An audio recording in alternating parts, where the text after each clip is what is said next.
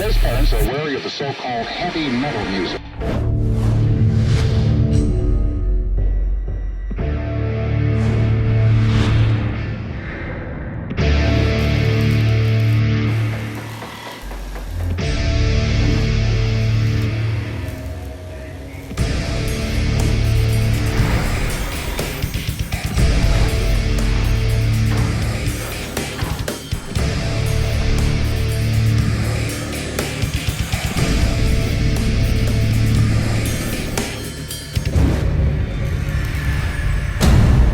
Salut à tous, METALXS, c'est l'essentiel de l'actualité métal et dérivé en quelques minutes, le tout en images, en musique et en interview. METALXS est une exclusivité Refix by Crédit Mutuel, la plateforme de toutes les musiques, tous les talents en partenariat avec Artforce. C'est parti!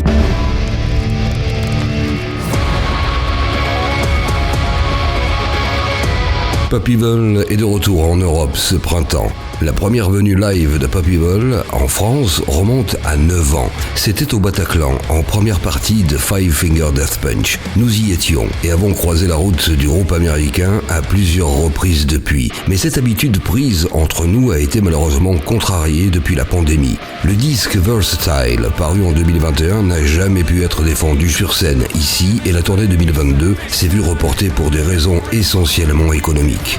Pop Evil revient donc enfin avec dans ses bagages un 7e album, Skeletons, dont son chanteur Leigh Kakaty nous en dessine les contours et les thèmes. I mean, lyrically, I think there's signs of inspiration and hope, and survival is a theme. You know, I think the way I write is, you know, I shut my eyes when I hear the music and just see what's coming out, see what comes out.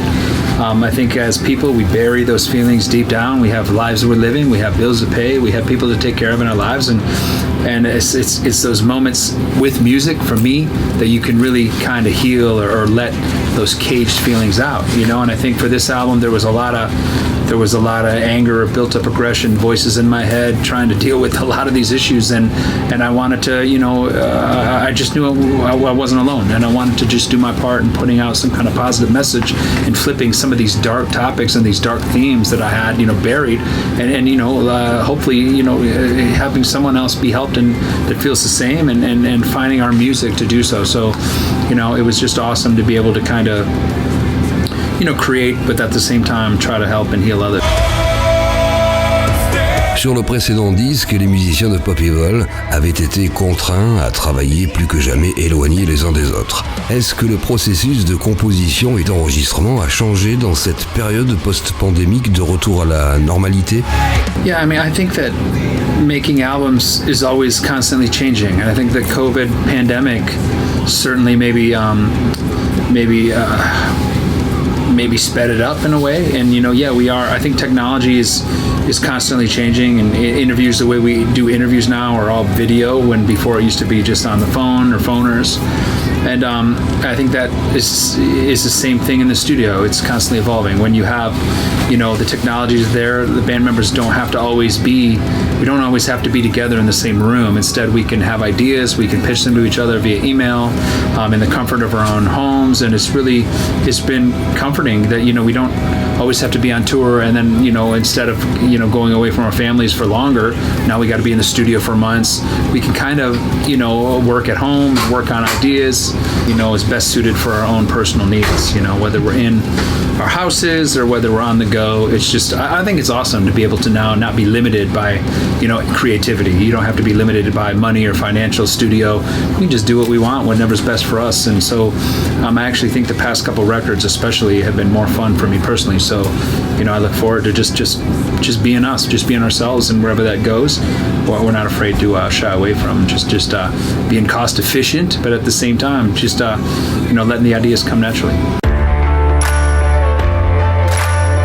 Pop Evil, comme son nom l'indique, a toujours joué sur les contrastes musicaux, les opposés, et c'était aussi le cas sur ses pochettes. Pourtant, sur celle de Skeletons, on cherche le positif au milieu de cet univers morbide de crâne. I mean, when it comes to the art, we want to challenge our fans visually, you know, and Skeletons, you know, we all have them. It doesn't matter what race, doesn't matter what genre, gender, it doesn't matter where you come from. It doesn't matter any of those things. But the tie that binds is the blood we bleed, the skeletons we all have. And it's so important in order to be a better person, to be kind to your neighbor, be kind to those people, be kind to give back to the genre that we love.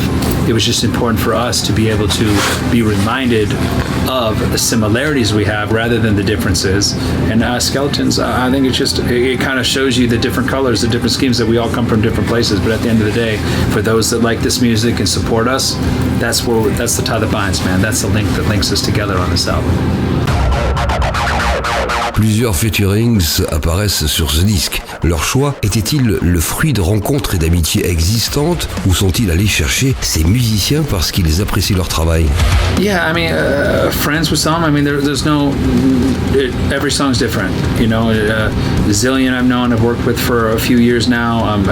Blake is Devour the Day.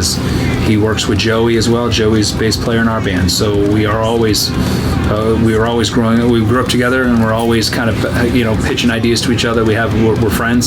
So that as far as Kirby and Fit for a King, that came in from Drew, our producer. We wanted to maybe go down the road of the heaviest metal pop evil song we've ever done, and we thought it'd be awesome if we could have another partner in crime to see if they could add some energy to this song. And he suggested maybe we reach out to Kirby, and Kirby loved it and came back with his idea less than 24 hours, and we loved it. And we just thought, look, let's have some fun, man. Let's see what the fans think. And I think that's the thing that makes it awesome, is that there was no set idea to like, hey, let's just friendship or let's call people. We were just being very organic and natural. Wherever this album took us, if you were to take a picture of it, that's what it was. If we were going to have to write this album all over today, it'd be totally different. So that's where our life was at the moment, and that's what we were doing. And we were having fun, man. We were just being musicians. On se rappelle qu'il y a 9 ans, Pop Evil avait un feat prestigieux avec Mick Mars sur Boss's Daughter. Quels souvenirs garde-t-il de cette expérience et comment a-t-il réagi à l'annonce récente de son départ de la tournée de Motley Crue? Yeah, that was a huge highlight. I mean, to work with Mick Mars and to growing up a Motley Crue fan, it was a full circle moment, man. And Mick was so gracious, and he was so fun to work with. I mean, his riff on Boss's Daughter is infectious, is catchy, fun to play. And hear about his retirement was devastating, but also rewarding. I think that he's paid his dues, and I think it's time for him to be able to, let his body rest and enjoy all the hard work he's done for all these years, all that he's given to us and this genre and to us as fans. I think it's so important that he spends this rest of these years like worrying about himself, man, keeping himself healthy, and hopefully being able to enjoy his later years in peace and doing whatever it is that he wants to do. So we support Mick always. We love him, and we're honored to have that song in our catalog, man, as a tribute to getting an opportunity to work with him. Beaucoup croient que la carrière discographique de Pop Evil a débuté avec Onyx, alors qu'il y a eu 2 albums auparavant. Quel regard porte-t-il sur ces premiers albums des tout débuts et sur l'évolution musicale du groupe depuis? I mean, every album in a band's catalog is essential to their evolution. So, I mean, that's like saying, do you like one of your kids less than the next? I mean, every album's important. It's part of your growth. Whether fans and the world receives them the way they're going to receive them, we do not worry about that one bit. I mean, if they like it, great. If they don't, they don't. We move on and we write more songs, we write more albums. So, again, I think they were essential to the Onyx album and the success of Onyx, and I think these albums now leading up to Skeletons today are essential to this next chapter for the band. So we're excited about where the music is, we're stoked about what this album is and where we're going, and we can't wait to just get back out in the future and just keep pushing, man. That's what we're doing.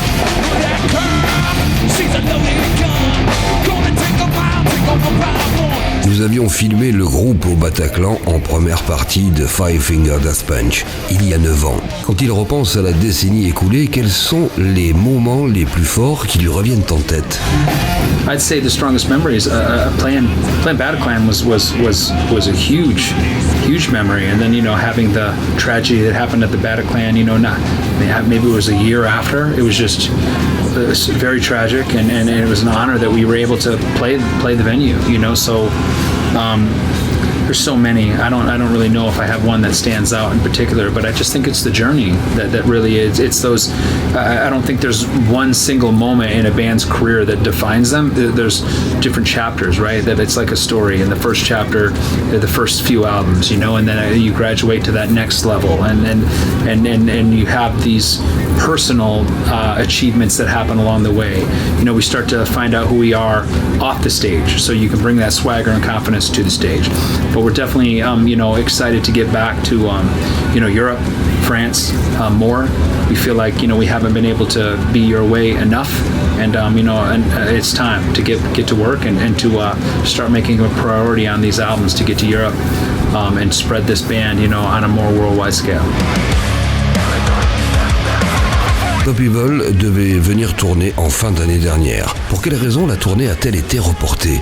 Était-ce pour se synchroniser avec la sortie de Skeletons? No, it wasn't. We had some tours planned originally in Europe. Asking Alexandria, the tours were postponed. The COVID stuff happened, and then then the war broke out. All the stuff financially, it was very difficult to get things lined up and to get promoters and everyone on board to make the right dates fit. There was a lot of canceled tours, so a lot of these bands were coming back and taking up these opportunities to to play in these venues. So we just felt like we were gonna it just didn't make sense. And if the band's gonna lose and it's a losing effort, why not wait till it's a positive effort for the band to win? Because if we have too many fails and losses as we invest to go overseas and to become more worldwide, if we fail on those things, it becomes harder to come back. So obviously we want to win at all costs, and we want to make sure that we can come on a more regular basis. So we have to be very specific on the decisions we make and the time frames we make it. But it wasn't at that point. At that time, we didn't even know exactly when we were going to totally release this new album. But whether we release things in the States and plan it around a European tour isn't what we're thinking. We try to take the European tours when we can and when we can budget them and they fit best for our schedule, so we can have the best positive outcome after the tour. So I think that it was more about that. Leigh a-t-il accompli l'essentiel de ses rêves, ceux qu'il avait du temps de 10-5, l'un de ses premiers groupes, ou a-t-il encore de nouvelles ambitions, de nouveaux objectifs pour les années à venir? Yeah, you're always setting new goals, man. I mean, you're always just making short-term goals and then you're making long-term goals. I think that it's the long-term goals that keep you motivated. If you don't have motivation or you get complacent in anything you've achieved, then what are you doing it for? So we're always trying to be better. We're always trying to outdo our last albums. We understand that the competition is within ourselves. We want to be better. We want to put out better music, and we want to keep adding things to the resume, right? Whether that's another tour in Europe, maybe we add another country to the tour list. Maybe we add another album we're able to start early in the writing process. Maybe we're able to add a few more shows this year, so there's tons of little goals that become long-term goals, but we're not content with what we've achieved. We want to make sure that we can get out there. There's a lot of people that don't know the band and a lot of stuff we need to still prove and we want to get out there and earn that respect and keep working. Quel est l'enseignement majeur qu'il retient de toute sa carrière écoulée? Just keep coming after it, man. Like you gotta keep every opportunity is like your last. You got to have a sense of urgency. This business moves fast. It's all about the next, and you have to be prepared to not wear it on your sleeve. There's going to be a lot of people that don't like you before one person likes you. So you have to just put it aside and you have to just keep being you and run your musical journey. That's the race. That's the journey, and you have to be so aware to not get caught up in someone else's, your neighbor, if they're more successful or if their career is going a little faster than yours. You can't worry about that, and you can't worry about those things you can't control. You need to stay focused on the now and the things you're doing. Stay focused on those short-term goals and let those short-term goals take you to your long-term goals. That would be my advice. Vous retrouverez Papyvol le 9 mai prochain à Paris, au Trabendo.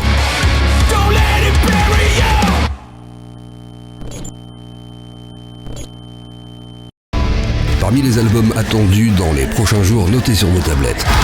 Le groupe américain August Burns Red souffle ses 20 bougies cette année et poursuit son aventure metalcore avec Death Below, un 10e disque qui compte plusieurs invités dont Jesse Leach de Killswitch Engage, Spencer Chamberlain de Underoath, Jason Richardson de All That Remains. Le power metal symphonique se porte bien en France avec l'un de ses dignes représentants, Asylum Pyre, mené par la chanteuse Oxy Hart depuis 7 ans déjà sur presque 15 années d'existence. Le 5e album studio est intitulé Call Me Inhuman, The Sun, The Fight, Party 5. La chanteuse de Nightwish, Floor Jansen, excelle aussi dans ses projets parallèles. Elle le prouve depuis quelques années, live ou à la télévision. La néerlandaise, qui a annoncé récemment être enceinte d'un 2e enfant, sort Paragon, son premier album sous son nom. Elles reviennent, le phénomène japonais Baby Metal, même s'il s'est réduit en un duo, s'inscrit dans la durée avec The Other One, son 4e album en presque 10 ans. C'est toujours kawaii, mais ça joue toujours autant derrière. 5 ans depuis leur précédent album Reduced to Flesh, les Danois Hatesphere reviennent avec leur 11e album Hatred Reborn. 12 titres pour tous les amateurs de death thrash groovy, dont une reprise de Another Piece of Meat de Scorpions et un morceau live. Ishan, l'intrigant et talentueux musicien norvégien, poursuit son voyage artistique éclectique avec un tout petit EP de 13 minutes, Fascination Street Sessions, 2 titres inédits et une reprise du groupe suédois Kent. Excel, c'est le nom du 4e album donné au Obliviscaris. Si vous ne connaissez pas, allez découvrir cette formation de prog metal extrême originaire de Melbourne, en Australie. Saxon n'en est pas à sa première reprise et encore moins à son premier album hommage. Inspirations couvrait 11 classiques du rock et du hard rock. More Inspirations exploite le même concept de Kiss à ZZ Top, des Who à Cream et Rainbow. 10 titres composent The Burden of Faith, un album signé Of Suffer, le groupe de black and deathcore metal qui nous vient de Las Vegas, avec plein de participations dont celle d'Howard Jones, connu chez Killswitch Engage et Light the Torch. Un peu de folk rock allemand proposé par Subway to Sully, 30 ans de carrière et un 18e album, Himmelfahrt. 6 mois à peine après la sortie de Shake the Roots, leur dernier album studio en date, Tyler Bryant and the Shakedown propose un nouvel EP d'inédit intitulé Dirty Work. Même si vous comptez bien sur vos doigts, Chapter 3, Downfall est le 4e album de Ad Infinitum, le groupe de métal symphonique originaire de Suisse avec la chanteuse Melissa Bonney. Le metalcore made in Southampton est représenté depuis presque 15 ans par Bury Tomorrow, qui nous assène 11 chansons sur The Seventh Son, judicieux titre pour un 7e album.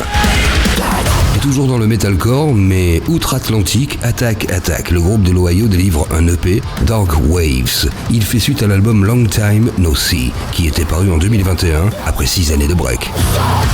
Le groupe britannique Empire rejoint le label K-Scope, connu pour son catalogue progressif, à l'occasion de ce nouvel album Relentless, dans une veine rock mélodique, énergique, sombre et ambitieux. Mine de rien, les Finlandais Lordi ne se sont peut-être fait connaître du grand public qu'en 2006 avec leur participation à l'Eurovision, mais ils ont fêté leurs 30 ans d'existence en 2022. Scream Writers Guild est leur 18e album studio. Ça en impose. Et quant au style, on ne change pas de formule entre horror metal et hard rock.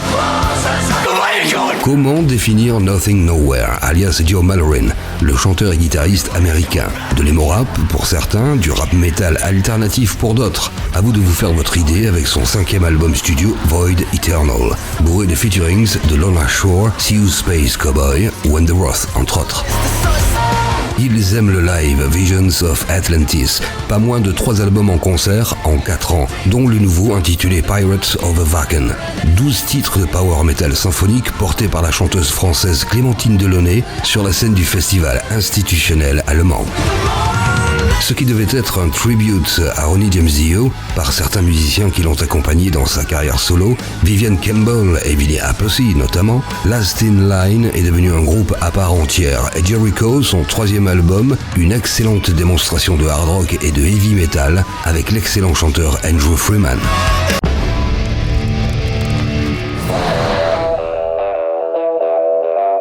Également dans l'actualité ces derniers jours, la sortie du nouvel album du groupe de rock canadien Theory of a Dead Man.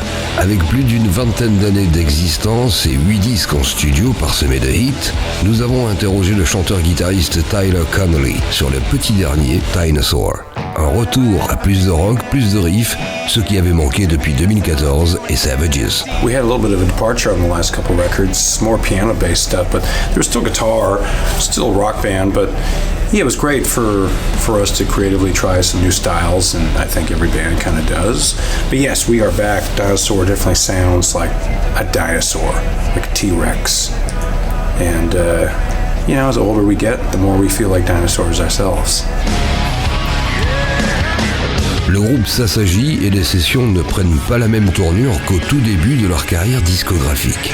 The first record has some pretty fun stuff, a lot of partying on the first record. We wouldn't even go in and start recording till like at night sometimes. I'd be doing vocals at 4 a.m. We would go to like the bar and close it down and bring a bunch of people back to the studio at like 2 a.m. And then nothing would ever get done. But it was all good times. We would bring hockey players over and get them really drunk. And then they would play the next night and lose. It was a lot of fun. The first one was tough because really you were just trying to find yourself. Going to the studio, like we had no idea if people were going to like our album. We had no idea if we were going to be back at our day jobs 2 weeks later. So we were just in there kind of having fun, thinking like, hey, if this all ends tomorrow, who knows? But once things get rolling and people start liking your music, I think it comes a little bit easier. Il y a 20 ans, une rencontre avec Chad Kroeger de Nickelback a été décisive dans la carrière du groupe. Comment Tyler la voit-il avec le recul? Like we kind of knew each other through friends. I used to go and watch his band play back in the 90s when they were playing bars. And we thought that was really cool because we were in a band too, but we were playing bars, but they were already much more successful than we were. So yeah, he just called me up one night and was like, hey man, I'm starting a record label. He was a smart guy. He wanted to get things going, and yeah, it all kind of took off really quick. He helped us get a record deal, and yeah, I mean, we actually just talked not too long ago. I ran into him in LA, and it was good to catch up. So after all these years, we still both look amazing.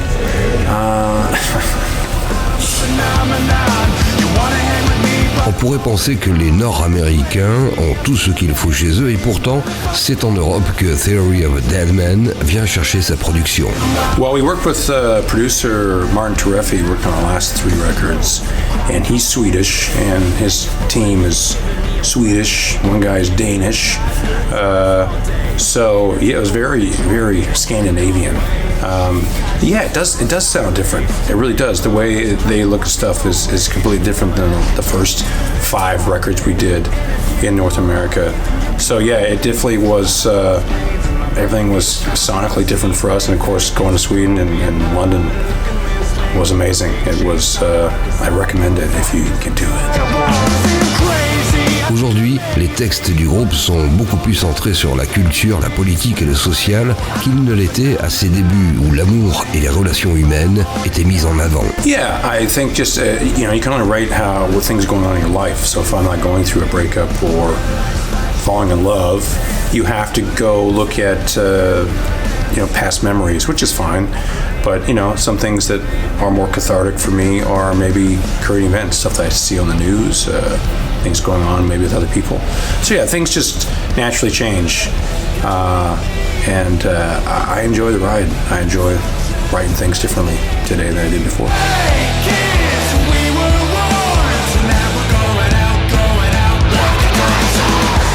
Si vous aimez les riffs, de la mélodie qui fait mouche, des compositions au cordeau et des textes qui sortent de l'ordinaire, Dinosaur, The Theory of a Dead Man vous attend.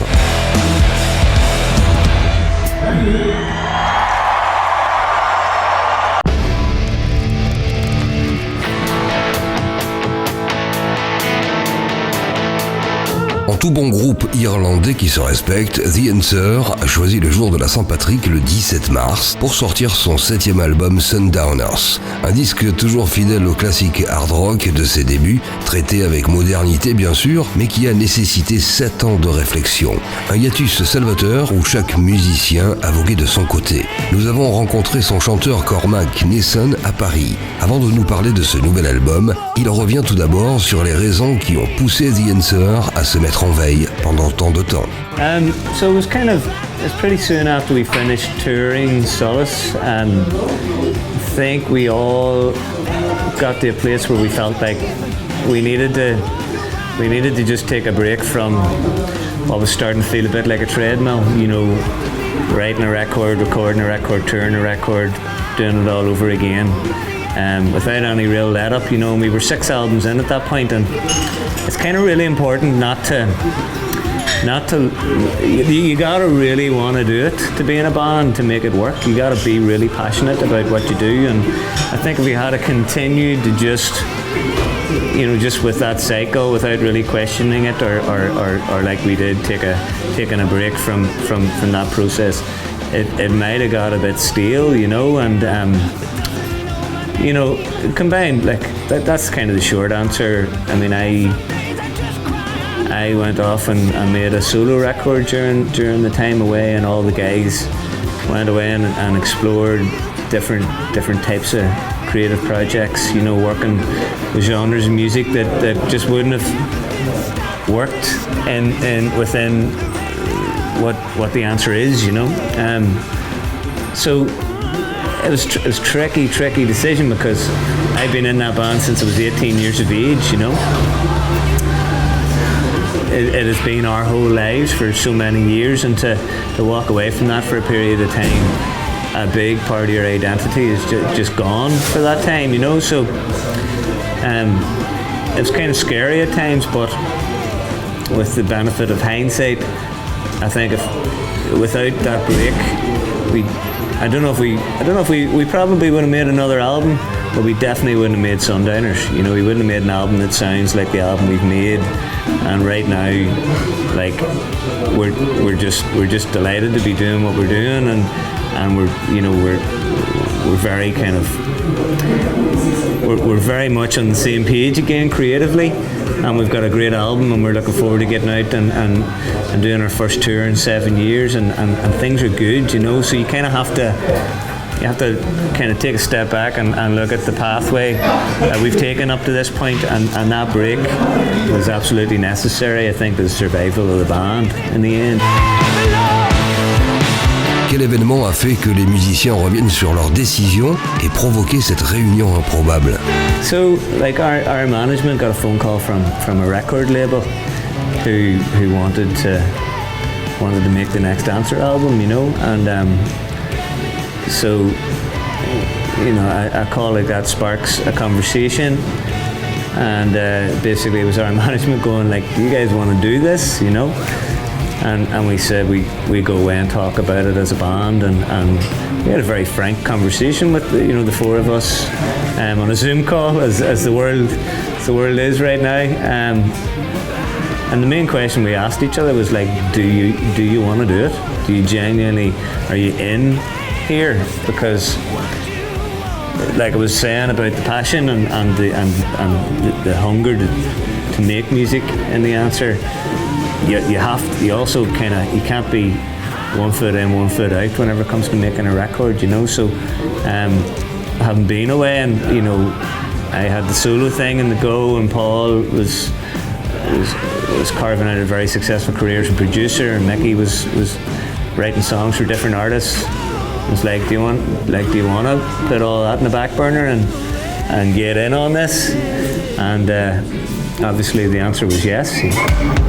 Le fait de choisir le 17 mars, jour de la Saint-Patrick, pour sortir ce disque, est-il une forme de revendication identitaire, au moins pour le symbole? Yes and no. We were always gonna release the album around March. And whenever we're looking at the calendar, there is one day in March that jumps out at the average Irishman, you know. So it's an easy date to remember for our support base, for us. it's a good excuse to crack open a bottle of whiskey at whatever gig we're at that night. I think we're in Birmingham. Like, we need an excuse, but yeah, it's us going head to head with U2. They're also releasing an album that day, so like, I want our marketing slogan to be, because we're not U2.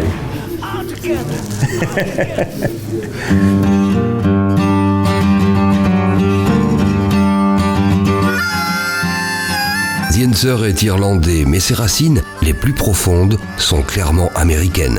Yeah, I mean, we've toured quite extensively around, you know, down around Mississippi, New Orleans, and so, you know, I suppose we do. We got a good feel in our years traveling around America for, you know, where some of our favorite music comes from. You know, a lot of the Delta blues and you know, the Robert Johnsons and the Son House and all those amazing blues and roots artists. So yeah, I mean, we absolutely we tap into guys like that, and then we throw in a bit of our Irishness and you know, the influence of other bands like Led Zeppelin, who you've mentioned, and you know, some more modern bands, and you throw all that into the mix, and what comes out the other side is a song like Sundowners, I suppose, you know.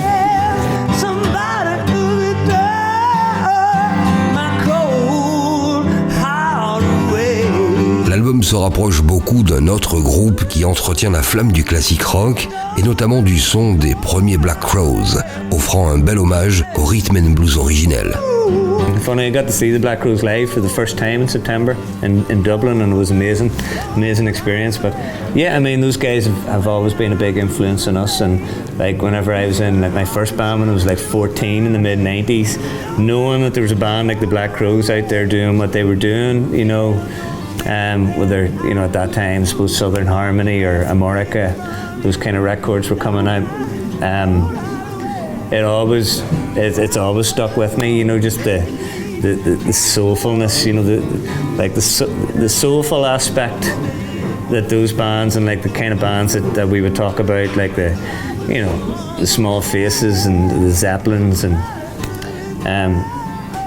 you know, obviously two British bands there, but you know, with you know, the Allman Brothers, or you know, whoever else, Government Mule, like it's always the thing that most gets me is the kind of the spiritual experience of it all. Listening to these bands do what they do, you know, it's much more than just the notes on the page or the lyrics in the notebook. You know, it's like a higher plane that those guys are connecting with, and make you feel like you're connected to as well. You know.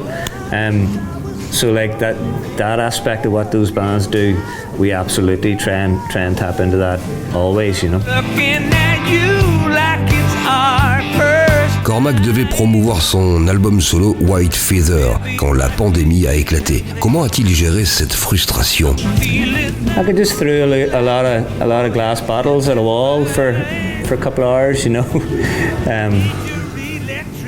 A punch bag helped as well. Yeah, there's no denying that it was very frustrating, but it was frustrating for everybody across the world. You know, everybody's best laid plans just got shifted. See, I think I adapted to COVID pretty quick. Like, two very small children, so making sure that they were okay, and making sure that your family and your loved ones were okay very quickly became the priority at that time. You know. I would say, like, I definitely stayed creative throughout the time. Like, I did a regular Saturday night. Every Saturday night I did an online gig called Cocoons with a friend of mine, and we invited different artists to play every Saturday, and you know, had a lovely little community built up there that kind of became very much a focal point for the week. Kept writing songs, you know. I wrote a lot of songs in that time, which will form the basis of my second album whenever that all plays out. So yeah, I mean, everybody has setbacks along the way. You know, with COVID, you had no control over any of it, so just had to make do and do the best you could, like everybody else.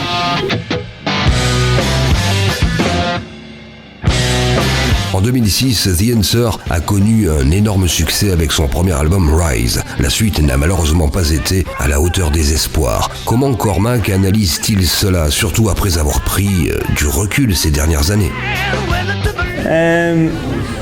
You know, like, genuinely, I don't really think about it. I don't generally kind of look too far back with this kind of thing, you know.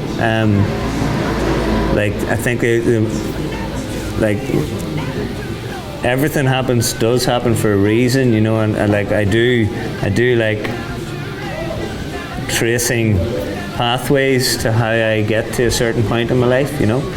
And like, if everything that has happened up to this point in the band's career has led to us making this album Sundowners, then that's genuinely, I mean this from the bottom of my heart, that's good enough for me, you know.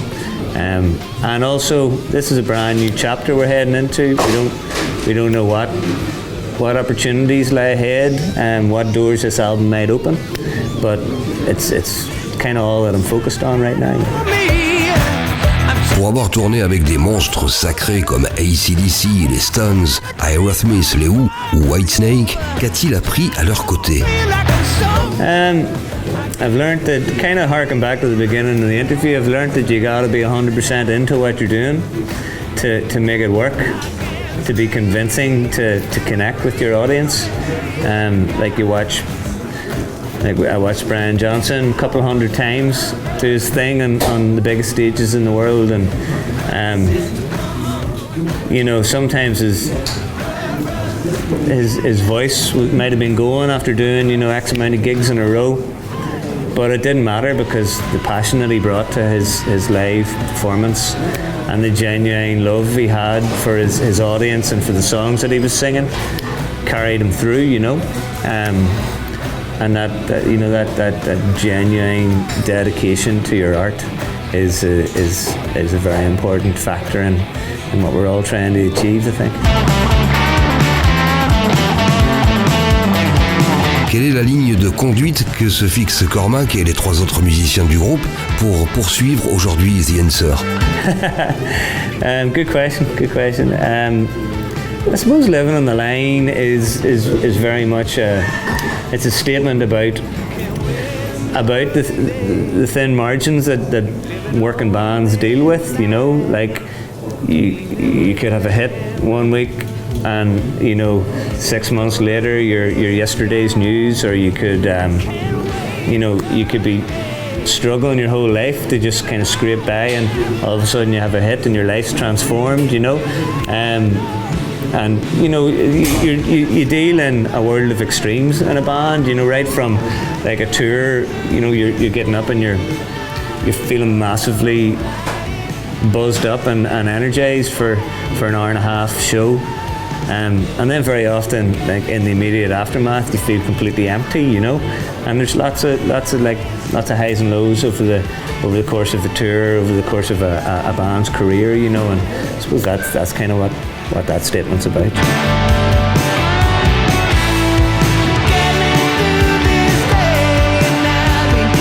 L'album Sundowners est dans les bacs depuis le 17 mars. Rappelons que The Answer sera en France le 4 avril à la laiterie de Strasbourg et le 5 avril à l'Empreinte à Savigny-le-Temple. Voilà, METALXS, c'est terminé pour aujourd'hui. On se retrouve dans 15 jours pour un nouveau numéro avec toujours plus d'interviews, de surprises et de contenus inédits. Un immense merci pour votre fidélité et n'oubliez pas de prolonger l'expérience métal sur riffx.fr. Salut!